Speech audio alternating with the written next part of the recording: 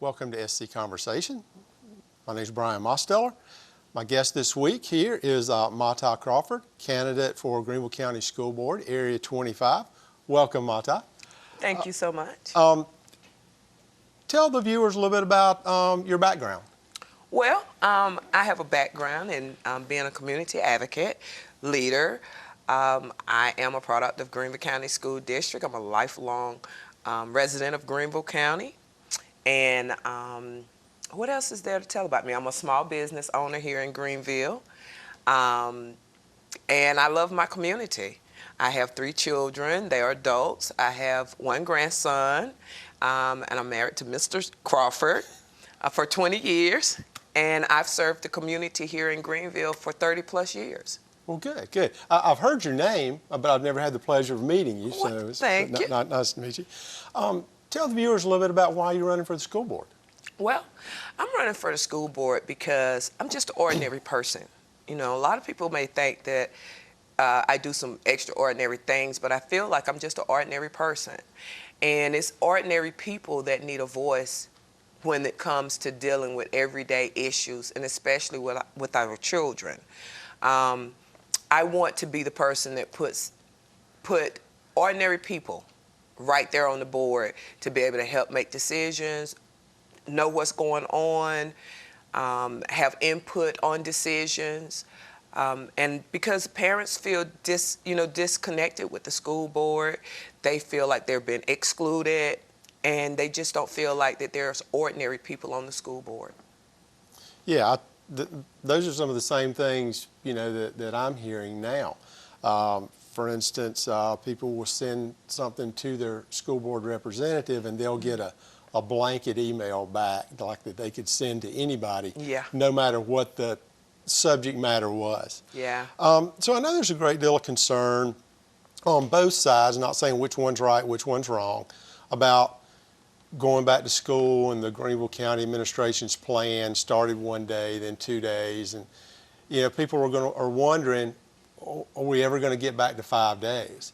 I mean, what do you think about those plans, and what would you do to change some of them or make them better? Well, I actually feel like we should have waited. I really do. Greenville County School District has, have so far done a pretty good job at trying to schedule it and trying to move towards 5 days. But I think that we could have waited another 30 days, another 45 days. I don't think it would have harmed the children any. I know that it's a stress on families, mentally to be confined in the same place and trying to educate your children, and we are concerned about our children's education. Education is a priority in our lives.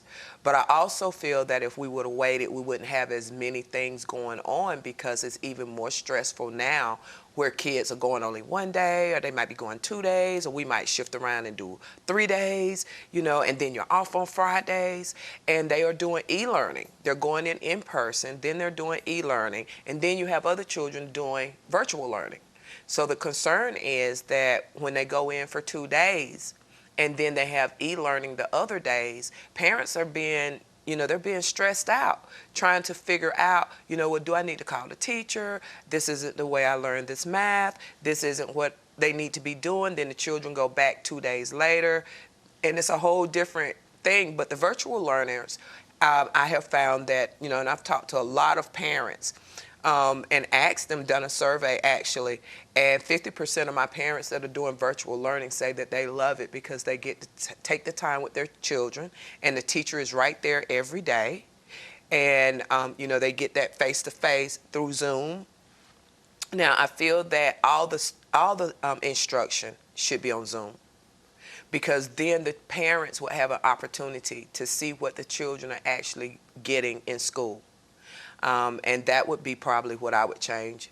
Even if we would go in for 2 days or 3 days, I still feel like the instructions should be recorded so that the parents can see what's going on for those 2 days. And if they're going to be out of school for 2 days, then those 2 days of lessons should be recorded as well, to give them the same opportunity that the virtual learners are having. Okay, great. So with the pandemic, we all know the pandemic's going to be over, hopefully soon. So what are some things that would be at the top of your list from a priority standpoint that if you were elected to the Greenville County School Board that you would try to implement or try to bring out and bring light to the other people on the school board, kind of like a little platform that you have? My platform is basically consistent community connections. I believe that the community is important and that the schools are important, and schools are the cornerstone of our communities. Churches used to be, but now that we have so many people integrating into Greenville County, some people are not as churchy as we are. You know, we're in the Bible Belt, so, you know, we're always in church. Right. But there are people, new people that are coming in that have different ideas. And so they look to the school for insight on what's going on in the community. That's where their children are every day. And I just feel like consistent community connections where there's clear communication with parents and you know, as citizens that are concerned, support for teachers, and until we can get the parents back into the schools, our teachers are not getting all the support that they need because parents don't know what teachers go through the day. And if we had more parents volunteering in the schools, then they would know more about what's going on in the schools, and children would see that connection between school and home, which would build better relationships, and they would want to be in school. The other thing about that is being consistent with that connection. Don't give me some information this week and then not be clear about your information next week, or the connection is completely cut off. I believe that if I was elected, that I would return phone calls within 24 hours. When a parent goes so far as to call a person that's representing them at the district, they have an emergency. When I had children in Greenville County School District, I was a student at Greenville County School District. My children were students at Greenville County School District, and my grandchildren and my nieces and nephews are students in Greenville County School District. If we have an issue and we've talked to the teacher, we've talked to the administrator, we've talked to the principal, then our next step is to go to the board. And if I call my board member and my board member doesn't feel like I'm important enough to get back to in 24 hours, then I feel disconnected. I feel like they don't care. And so me personally, this is what I do in the community. There's not many people that can tell you that they reached out to me for help or information or resources that I did not get back to within 24 hours. And I'm not being paid for the job.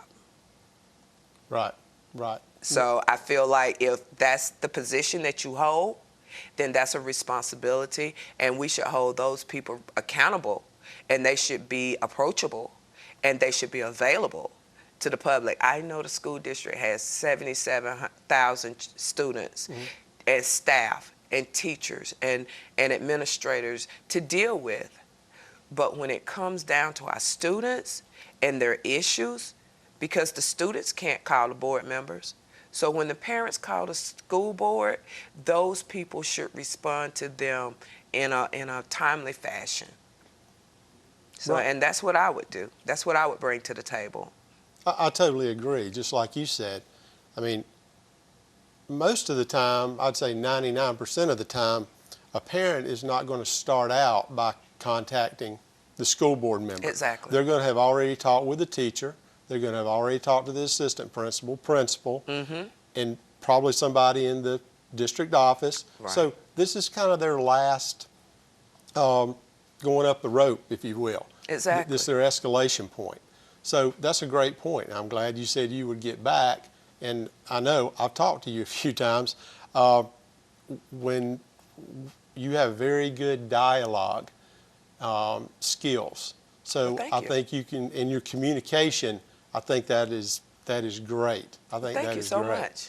So a lot of people say Greenville County School District is Greenville County is too big, and they'd like to see it broken down into districts. So not asking you, would you agree to do that today, but would you agree to put in doing it like an evaluation to just see if it would be better broken up into districts instead of being a county?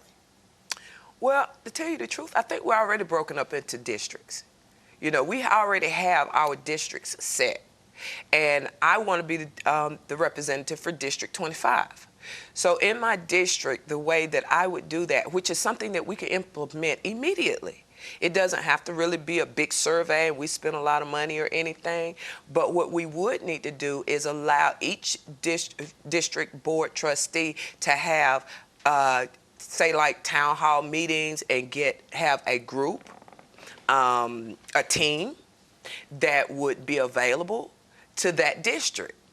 And then that team comes back to that trustee and say, hey, this is what we found in our district. This is what the parents are concerned about. These are the challenges that our children in our district are facing on a daily basis. And as a district, we want something done about it, and allow the citizens, the parents, the teachers in that district to be a part of those decisions. Me as a board member trustee would take that back to my constituents and say, hey, this is an issue that I'm having. How can you all help me overcome these challenges in my district? Because their district may not be having the same issues, or they may have already found that challenge and found a solution for it. And I think that would be a great way to work together to, because the districts are separate. We know that, but the board comes together as a whole. And it is a lot of people, you know, and that's like telling me that I have the right to make a decision for 11,000 people, you know, just by what I wanted to see done, not by what they want to see done. And we actually work for our students. Our students are our employees. Our parents are our employees. Our concerned citizens for our education are our employers.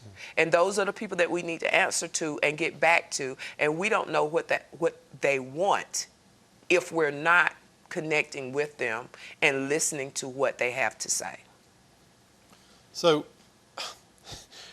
I've not heard it put quite like that, but that seems to be a great idea. Well, because if it's broken down into actual districts, that takes a vote from the people to do that, and it's going to take money. It's going to take a lot of money, it's going to have consultants come in and do that. I don't understand why somebody hasn't really thought of that. I mean, that seems like a good model, that you have your own area. And then what you do with that area is you have like a subcommittee, and you have town halls, where even students, I mean, you know, you could bring students into leadership positions by having them like a little, you know, mini administrative board for students. Because a lot of students are leaders. And then they could go back to the students and say, you know, we would like to see this, we would like to see that. And then have the parents or community leaders, whichever. I would definitely want parents on there. Go in and say, hey, you know, this is our board. Then you, as the board member, would go back to the overall board and say, yeah, this is what we've come up with. I just wonder if anybody ever does that. I don't know of it. Well, as a board member, I will. Okay. Whether it's something that the board puts in action for me or not. But as a District 25 leader, advocate, and as a trustee on the board, I will go to each school and have town meetings with their parents to see what they want to see happen in their schools. The schools that are in my districts will see my face. My parents will know who I am. They won't have to question who I am and whether I'm available or approachable and reliable and accountable to them, because my face will be seen. The only thing they'll have to do is come to me. I'll work with those schools to give me the time to say, okay, well, we might have had a PTA meeting tonight, but let's have a town hall meeting the next night, or next week. Let's let the parents come out. Let's let the students come out, because who better to tell us what's going on in our schools besides the students? Exactly. That's a great idea. That's a great idea. Well, and the thing about it is, you know, everybody wants to talk about money. That really wouldn't cost anything. It's just some time. It's just some time. And it's communication. You're right. And consistent community connections involve communication. We can't connect if we're not communicating. Exactly. We can't build relationships, lasting, stable relationships, if we don't communicate. If the people don't have the information when they need the information or can give us feedback on what we're actually doing for them, then we don't have a connection, and that's why I'm running. Great, great, great. Well, hey, we're going to take a short break here, and we'll be back, talk to Mata Crawford, running for the school board. Be back in a minute. Thanks. I would like to take this time to thank all of the wonderful people and businesses who are sponsoring this show. When you visit the businesses, be sure to go in and tell them thank you for sponsoring SC Conversation.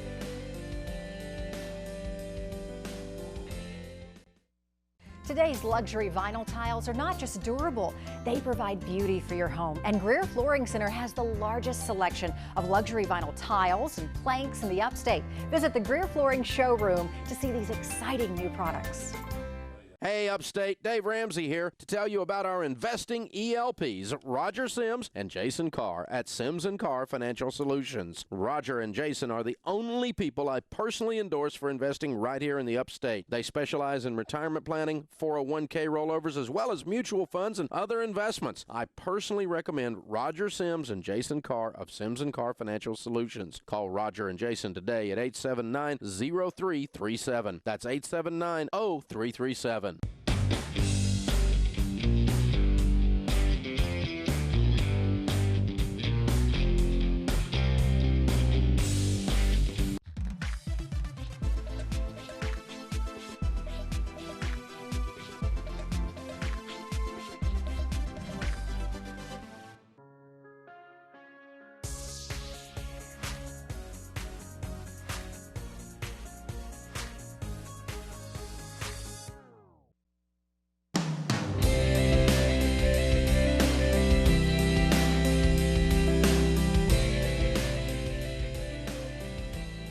Welcome back to SC Conversation. Here talking to Mata Crawford, Area 25, Greenville County School Board. Mata, one question I have is take a couple minutes to explain what change you would maybe make if you were on the school board. I know we talked about the other day something about the policing and things like that in the schools. Would you elaborate on that a little bit? Well, one of my biggest issues is the pipeline to prison. Policies or actions, system that we have going on in Greenville County School Districts. We are the leading county in arresting children in the state. And I just think that is a black eye on Greenville County School District, although we do a great job at educating our children. We also have a DJJ building that is 75% filled with children that have been arrested in school for small infractions that are not breaking the law. And that runs into, like I've said many, many times, that runs into putting police in the school as resource officers. I don't think that police are trained to be resource officers to deal with children and juveniles on an everyday basis. It can be, if you don't have the proper training, then they may arrest them just because. You know, the pipeline to prison is connected with standardized testing. And so with standardized testing, if they don't read on a certain level by the 4th grade, we know that they're leaned on over to pipeline to prison, which means that we're going to go ahead and build a cell by the time you're in the 6th grade. We'll have a cell for you because somewhere along the line before you reach high school, you will be arrested. You're not one of the ones that's going to meet the testing standards, so, you know, we're going to try to get rid of you. That's something that I would change. I would get rid of the pipeline to prison. I would educate children on the level in which they are developing. Our children are not the same, you know, so they need to learn on different levels. And when you put police, especially in my community, which is an African-American community of most people can see, I'm sure, there is a lot of, you know, controversy around police brutality.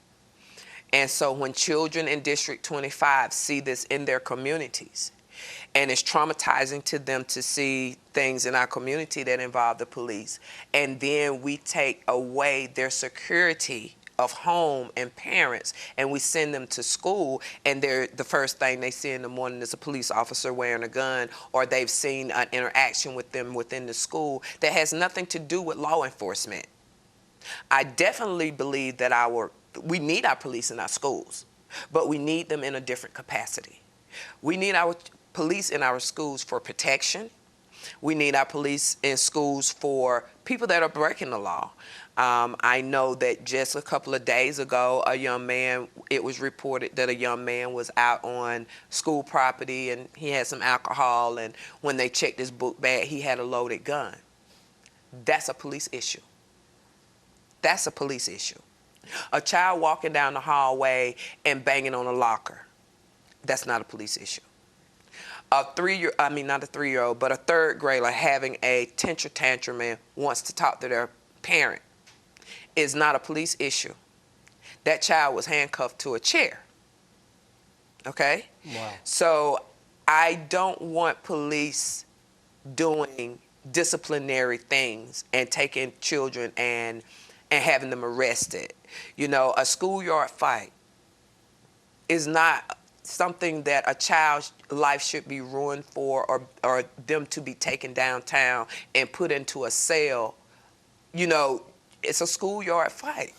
You know what I'm saying? You know, we shoved each other a little bit. You know, you remember those days. You know, I wanted to swing and she wanted to swing, and we kind of shoved each other. Teacher came and broke it up. We might need a little more training and resolution, resolution training, teaching people how to get along a little bit better, some more diversity training in our schools, but we don't need the police trying to be resource officers. And especially if they don't have the training and the county's paying for it. Right. We can pay for counselors, we can pay for resource officers, we can pay for more social workers in our schools, because the police can't be police and be social workers, counselors, and all this. So the easy thing for them to do is use what they have been trained to do. And these children are not breaking laws, and then when they go to jail, because that's what it is, they don't have a bond, their parents can't come and get them, they have to wait until they go in front of a family court judge, which means that mom that may not be making a lot of money has to stay out for her job. That causes another burden on our parents. And I just think that we should be able to be dealing with those disciplinary issues in a different way. I also feel like that pipeline to prison also comes with expulsion. I feel like that's part of it. There's not a regular person sitting on that expulsion board when parents go, and they are, they can go and do an appeal when their child is put up for expulsion. I understand drugs, guns, intimidation and things of that nature should be handled, and they should be handled in a way. But we also can't expect children to go into schools where they're supposed to be learning and be adults. We're the adults. They're the children. Right. That's why we try to teach them. Their brains have not developed to the point to where they have the critical thinking skills to think before they act sometimes. And that should not cost them their educational career, because they're being locked up and put in DJJ, where those children are getting very minimal education. Great points. Great points. So have you talked to any teachers or parents? And I know a lot of them are frustrated about the pandemic. Maybe talk a little bit about that, or the way things are going now. But what are they frustrated about just regular? When school gets back, what are they frustrated about? Where you think you can make an impact? I know the pipeline to prison you talked about, but maybe some other areas. Like I said before, the consistent community connections, bringing the parents back into the schools. There's a policy to where if a parent has committed a felony in the past, you can't go into the classroom. But if I committed a felony 20 years ago and I have a 6-year-old, I need to be in that classroom. Maybe my life has changed, and as long as I haven't offended anybody recently, it should be okay. Or putting student teachers in the classrooms with teachers while they're teaching, because we're giving our teachers 20 to 25 kids, sometimes 30 kids to teach, over and over and over throughout the day, and some of them don't even have time to go to the bathroom. Exactly. Then you have teachers being paid, but they're only being paid for the work that they're doing in school, but being a teacher is almost like being a pastor. It doesn't stop because you go home. You know, when you close the church doors, you don't stop being a pastor. Well, when you leave the school building, you don't stop being a teacher. Some teachers are concerned about the time that they're able to spend with their families because they're overworked, they're underpaid. And to prove that they're underpaid, and this is what the teachers are bringing to me. They're not supported, especially African-American teachers don't feel included, they don't feel supported, they don't make enough money, their opportunities are not there for them to move forward, and so a lot of them leave. They come to our district, stay 2 or 3 years to get their experience, and they are great teachers that are bringing great things to the table. And they leave, and they're driving from Greenville to Spartanburg to Anderson. Why are we losing our teachers to other districts that are just right down the road from us? And most of it is pay and support. The parents don't feel like that they're included in decisions that are made by the school board. They feel disconnected. They feel excluded. They don't feel like there's anybody being held accountable. And so with these issues on my table, if I'm sitting at the table, these are things that I'm going to bring to the board and work with them in a way to where we're bringing the school back into the community and bringing the community back into the school so that parents, teachers, students, and administration are all supported to make Greenville County the best school district in South Carolina, because I just know that we are. We have great students, we have great teachers. It's just that the undercurrent is a little rocky. But we can fix that. That's great. That's great. Thank you so much for all your You're input. welcome. I mean, you've brought up things that I don't think anybody's ever thought about. So, but really appreciate it.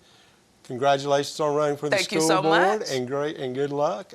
Mata Crawford, Area 25. Thank you from SC Conversation, and we'll see you next time.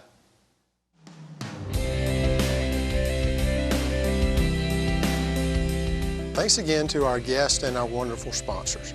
Remember, you can stay informed about SC Conversation during the week on our Facebook page and website. Also, feel free to send us an email at info@scconversation.com. Thanks for watching, and have a great evening.